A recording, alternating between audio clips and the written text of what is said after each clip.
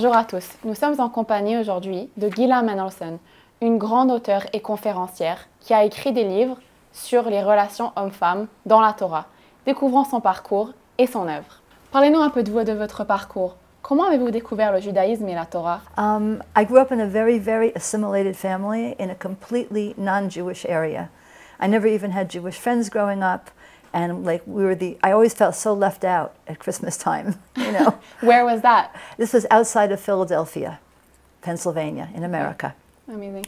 And I went to a Reform synagogue, and I did have a bat mitzvah, which neither of my sisters did, because I remember feeling already at age 13 that I wanted to have a bat mitzvah in case I wanted to be more religious later in life, that I would have had one. And that was kind of interesting. I don't know where that thought came from, but it kind of came true. And so to make a long story short, I went to college and I worked for a bit and I went traveling through Europe and I ended up in Israel. And my first encounter with Judaism was at the Western Wall, like for so many people, but mine didn't go the way it went for other people. I went down to the Western Wall and I was a big feminist. I still kind of am. And I looked at the wall and I see this partition down the middle. And I said to myself, if these religious people want to sex segregate themselves, fine. I'm going in where I want to go in. And I marched right into the men's section. And I made it about... How was that? It was interesting. I didn't know you weren't allowed to. I just thought, this is what they do, and I'm going to do what I want to do.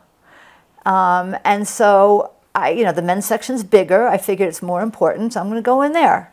You know, I'm not going to settle for anything less just because I'm a woman, right? And I made it about halfway to the wall before this guard realized that this person in jeans and a backpack was female.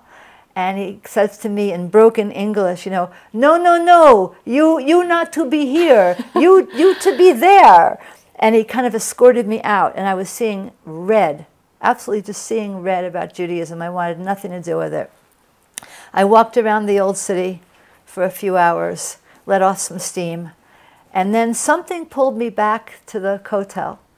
Maybe it was the hand of God. And this time I was a good girl. I went into the women's section. I thought, you know, I'm supposed to feel something here. Let me try and feel something. And I didn't feel anything. Put my hand on the stones. I'm like, okay. I gave it a try. And as I walked out, a woman came over to me and said, excuse me, do you have a map of the old city? And I said, yeah. And I started to take it out of my backpack. And she goes, oh, by the way, are you Jewish? And I said, yeah, why? And she said, well, I thought if you're a tourist here, maybe you would just like to have a meal with a religious family, an Orthodox family, or go to some classes on Judaism. And I said, listen, lady, before we talk about me doing anything Jewish, why don't you tell me, what's the deal with this partition here? And she said to me, wouldn't you have a really hard time concentrating on your prayers if there was a really cute guy standing next to you? And what did you respond? And I said, yup. That would make it hard. I agree. And it was kind of like, I was like, oh, all right, that makes sense. And then it was like a little light bulb went off in my head. And it said, wait a second, if that made sense, could it be that other things in Judaism make sense? And so I agreed to go to some classes. And I didn't really show up to classes for a couple of months. I traveled around some more first. But as soon as I went to classes, that was it. That was it. I was very argumentative. I gave the teachers a good workout, a run for their money. Where did you attend classes? I went to classes at Neve Yerushalayim. And I was asking all my feminist questions. I was asking questions, I'm not going to repeat here, that embarrassed at least one rabbi very much. Very frank questions about anything under the sun. And the fact is I was kind of increasingly sold, because I hadn't realized it, but when I was traveling through Europe, I think very often travel is like a metaphor for a spiritual search. Like I was kind of dimly aware, like in my semi-conscious, ness, Yes. that I was actually maybe looking for something more than just another castle or another city, or like I felt like I was looking for something, looking for a place that I'd really feel at home. Vous êtes une grande auteure et conférencière, mais vous êtes également une épouse et une maman. Comment arrivez-vous à combiner et à agencer les deux? Okay, so first of all, how did I get into it? It chose me. It chose me.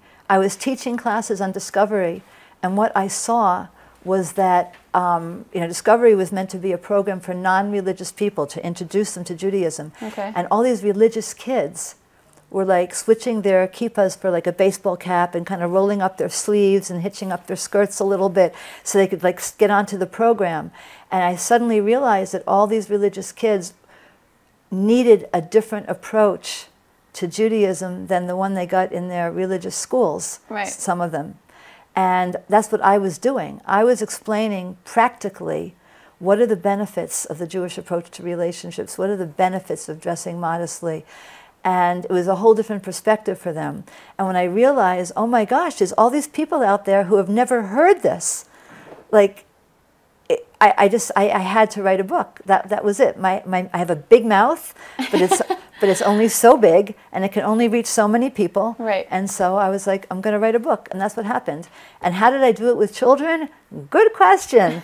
So I wrote the end of The Magic Touch with my daughter, who was I think 9 months old at the time, sitting on my lap, and I had to keep pulling her hands off of the keyboard the whole time.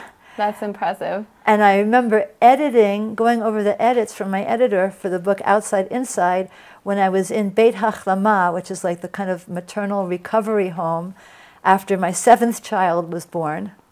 And, and I was recuperating there, and I was going over that there. And then once the lecture tours started, that was a whole other thing. I went on my first lecture tour. I was leaving my poor husband, and I shouldn't say that. My husband is the one who encouraged me and really wanted me to go. So I didn't feel any guilt. But I was leaving him with 7 children, ages 14 to 2. Wow. And I actually had to wean the baby in order to be able to go. I figured 2, it's enough. It's okay. So where was that? Where was the lecture tour? Yeah. It was all over the States. All over the States. All over the States for 2 weeks. And I was speaking from morning to night. And the kids had a schedule, and somebody different picked them up from their preschools every day and took care of them until my husband came home, and he had to my husband had to be mother and father for a whole 2 weeks, And so everything I've done has been with a lot of husband support. Right. That makes sense. Un de vos livres à succès s'intitule La magie du contact, qui traite du concept de la shomer negia, qui signifie en fait ne pas toucher le sexe opposé avant le mariage. Pouvez-vous nous en dire plus à ce sujet? Comment est-ce que la Torah perçoit les relations hommes-femmes et comment est-ce que sa vision des choses est-elle révolutionnaire? Okay, la magie de contact. Right? It's very revolutionary. Yes. I mean, you just try telling some secular couple not to touch before they get married, and you'll know how revolutionary it is, right? Okay. I mean, the whole point of being shomer negia is to establish a spiritual connection before the physical comes into the picture. Because the problem is that once couples start to get physical, they lose objectivity. The feeling that they're experiencing can often substitute for genuine love, and they don't even realize that it's not real love. They think it is, but they're really in love with a feeling, not in love with a person sometimes. And this is what we see all the time in the secular world, and it's no wonder that relationships are going apart. Fading, yeah. Yeah, right. So what Judaism says is that there are no shortcuts to intimacy. And if you want the real thing, here's the best way to get it.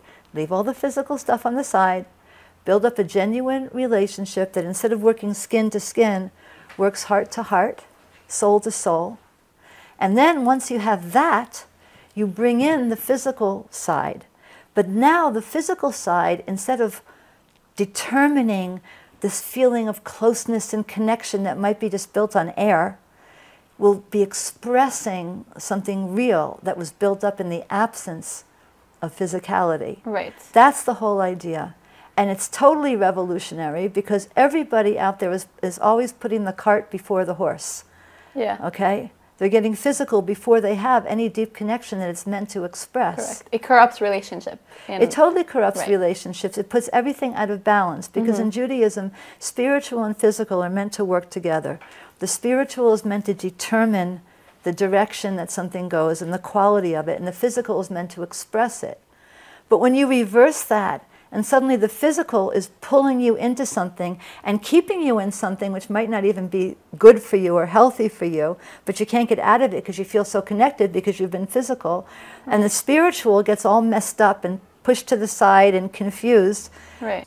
Que direz-vous à quelqu'un qui, bien sûr, laïque, que direz-vous à quelqu'un qui, en fait, vous dirait, ben, je ne sais pas si je vais être à l'aise avec la personne d'un point de vue physique, si je ne la touche pas avant, qu'est-ce que vous lui répondriez? That's the most important question anybody could ask about this.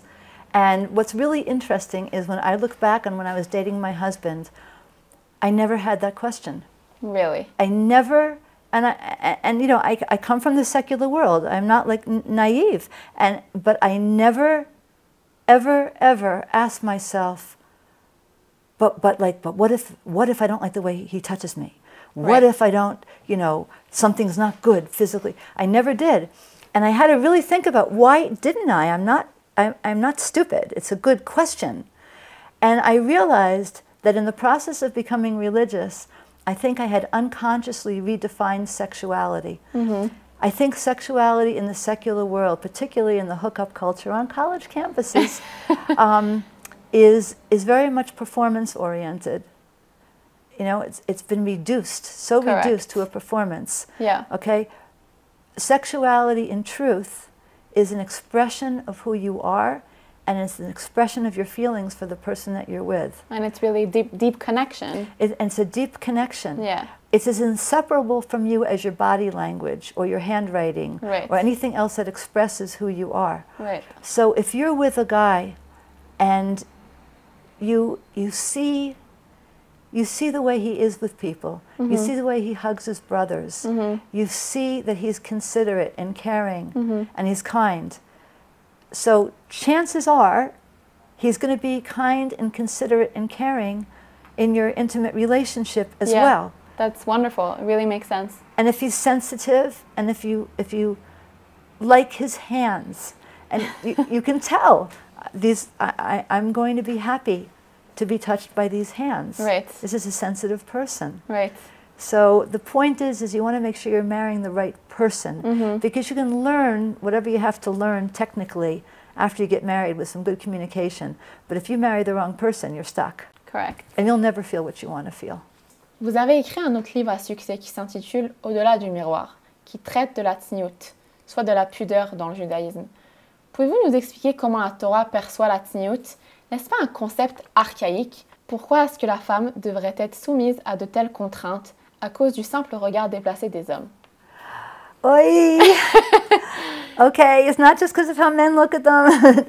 Whatever. Okay, let's start off with the translation, okay? I've never liked the translation modesty Okay. for tzniut. How would you translate it? Internality. Really? Yes, internality. Tzniut means toning down the superficial aspects of ourselves, like our bodies, all that skin, so they don't outshine who we are as a person. Beautiful. Okay? So tzniut is not restricting. In my perspective, it's liberating. Okay? It's designed to help you develop and to project a far, far deeper self-image. Now, yes, we are concerned about how men look at us, but I'm not concerned only for their sake. I'm concerned because what it does to me. Okay, if I'm a young, attractive woman on the street who's always getting, you know, men looking at her because she's dressed provocatively, I am going to see myself more and more superficially. I'm going to become more addicted to other people's approval and to their affirmation. I'm going to define myself more and more sexually, and that is bad for me. Right. So I'm concerned about women's self-image. I spend a lot of my time just trying to confirm and build up a woman's deeper sense of self. That's what tzniut is for. So then would you say that the primary aspect of tzniut is self-respect, in other words? Yes, it's self-respect. It's defining yourself as a soul. Okay. You know, a lot of people say, I'm like a body with a soul. No, you're a soul with a body. Your soul is your essential definition. And some people really fully realize that only when their body has failed them. So tzniut means even in our current existence, thank God, when most of us are healthy and attractive and, you know, we're fine, still always trying to internalize that consciousness. Wow, beautiful. Vous êtes une bal tchouva. Vous avez un parcours fascinant. Comment perceviez-vous les relations hommes-femmes avant de devenir religieuse? Et comment les percevez-vous maintenant? Before becoming religious, I lived kind of like with my one foot in the secular world, but one kind of foot in this awareness that things aren't really supposed to be like this, that they really should be better. So then I would just say relationships are for whatever pleasure they give you right now, and you can be very kind of free and casual about them, and you know, whatever. And on the deeper level, of course, I always felt that there's something called the real thing. There's something called a real, genuine connection. I mean, to me, all that Judaism wants for people is for them to get the real thing when it comes to relationships. And everything, shmirat negiah, tzniut also has a huge, huge bearing on having the ultimate kind of relationship that we're talking about. Because how can you bond spiritually with somebody unless you're defining yourself spiritually? Right. Unless you know who you are and what you have to share. Right. So right now, I see relationships as being holy, if I can use a very religious word. But I really see it as being an incredibly holy endeavor. I see how much my husband and I have grown and changed over the years. Parenting also will do that, but the marriage alone, I see it as being like a sacred space that has to be protected and nurtured and watered. Right. And to a degree that I don't think I ever could have imagined before I became religious. Fascinating. Diriez-vous que les relations hommes-femmes sont mieux entretenues dans le judaïsme, et si oui, pourquoi? Look, it's a known fact that the divorce rate is much, much, much lower in the Orthodox world. So some people say, oh, that's because you have a stigma and a taboo about getting divorced. Well, you know what? I know I'm sorry to say it, but I do know a lot of divorced Orthodox people, and when it just can't work, people get divorced. Right. The difference is they view relationships so seriously that they will invest everything they possibly can in saving it. To make it work. And to make it work. And sometimes they can, because it's been found in the secular world that people divorce when they're at a low point in a relationship. And very often, if you just wait, even if you do nothing, but particularly if you work on it, you can turn it around and bring it back up. And there's a much greater chance of that happening when people are so committed to this relationship that they're not just going to throw in the towel so easily and so quickly. And so I think that's the reason why there's a much higher marital success rate here. I remember reading being told about a piece of research, maybe it was 20 years ago, in the Los Angeles area, right? And Los Angeles is not known to be the most spiritual place Definitely not, in the world, you know, and of course everything that's outside of us influences us even in the religious world, unfortunately. Nevertheless, 85% of couples in the Orthodox community, across the board Orthodox, in Los Angeles describe their marriages as either good or very good. Wow, that's impressive. 85%. So something is working here. And if I just look around anecdotally, I mean, I see it. I see people who are happily married. I see unhappy marriages too, occasionally, and I've seen divorces, but on the whole, something is working. Comment la Torah perçoit-elle le mouvement féministe? So the whole question of feminism is a very interesting one. Feminism is clearly a very mixed bag. It has brought a lot of blessing to the world and a lot of horror, both. And the reason why is because feminism is, in a sense, heralding the redemption there are sparks of holiness within feminism, because we know that when the redemption comes, there's going to be equality between men and women. Equality doesn't mean sameness, but it means we're going to be equally valued, we're going to equally study Torah, we're going to have equal social status, which has not been the case throughout history. Correct, yeah. However, what happens is that when an energy comes into the world, if it's not used by the right people for the right reasons, the wrong people pick up that energy and run with it. And that's what has happened with feminism. Feminism, if it had been used properly by the Orthodox Jewish world, could have been a beautiful, wonderful thing. Men are still men, women are still women, we're both wonderful, we're both equally important. But when it gets used by the wrong people in the wrong ways, then we see all the destructive aspects, which I don't think I have to list, that it has brought instead, unfortunately. Vous avez mentionné que le monde orthodoxe a mal géré cette force. Pourquoi? Comment est-ce que vous décririez ce phénomène? So, some parts of the Orthodox world are very, very cautious, reluctant, hesitant to adopt anything that smells of feminism. And the problem with feminism is that there's so many negative aspects to it that anything that acquires the label feminist or becomes associated with feminism immediately gets canceled. Like, no, we don't want to get near that. We can't let that in. And so there's been a kind of a knee-jerk reaction sometimes to shut down certain positive changes in some parts of the Orthodox world, not in all parts, that actually would be beneficial and would be helpful and would help, in my opinion, help bring the Geula, actually. Alors, en ce qui concerne de prendre sur soi la tzniut et la shomer negia, est-ce qu'il y a des excès à éviter pour ne pas tomber dans l'extrême? So when it comes to tzniut, I would say definitely do not wear a burqa. I don't believe in burqas. There are these kind of... But they're cults. They're not really part of the Orthodox world. It's a little bit of a cult, but there are some people who call themselves Orthodox Jews, very few in number, who have gone to these kinds of extremes. No, that's not Jewish. All the rabbis have spoken out against that. It's not normal, you know. I believe that Judaism is into being normal. I really, really do. And I believe that a woman should look presentable and attractive, not provocative, not sexual outside of the home, but she should dress normally, she should look good. Why not? Okay? And in terms of shomer negia, you know, the problem with shomer negia is that when people ask me, how do I become shomer negia? Should I do it gradually or should I just go cold turkey? It doesn't really work doing it gradually. I'm very into gradual, and I'm into gradual change in every other aspect. In every other aspect of Judaism, we should change only gradually, you know, becoming religious.